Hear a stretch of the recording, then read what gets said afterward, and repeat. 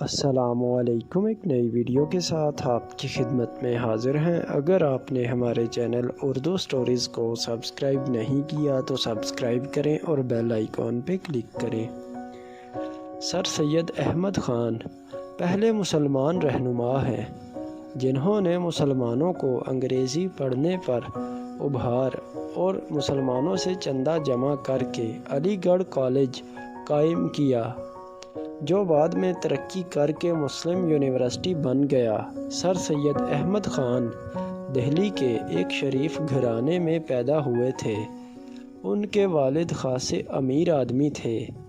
امیروں کے بچے لاڈلے ہونے کی وجہ سے اکثر بگڑ جاتے ہیں، مگر سر سید احمد خان کی والدہ پڑھی لکھی، دیندار اور نیک عورت تھیں۔ وہ اولاد کی تربیت کا بہت خیال رکھتی تھیں۔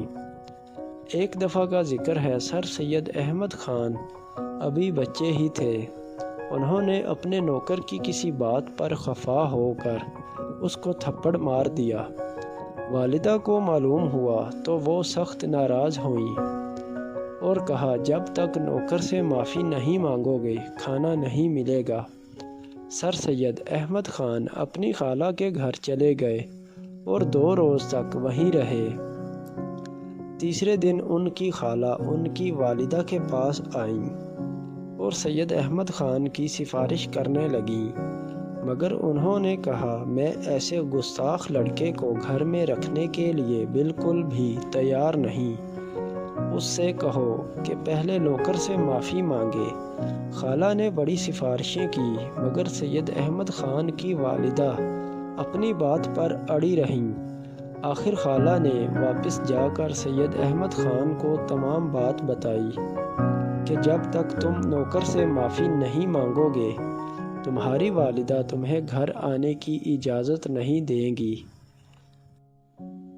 سر سید احمد خان نے جب دیکھا کہ گھر واپس جانے کی اور کوئی صورت نہیں تو انہوں نے نوکر سے معافی مانگ لی۔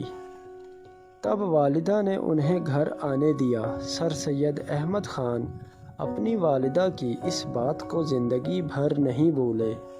بڑے ہو کر انہوں نے بہت عزت اور شہرت حاصل کی، مگر وہ ملازموں اور اپنے سے کم درجے کے لوگوں کے ساتھ ہمیشہ خوش اخلاقی اور نرمی سے پیش آتے اور کبھی کسی کو شکایت کا موقع نہ دیتے۔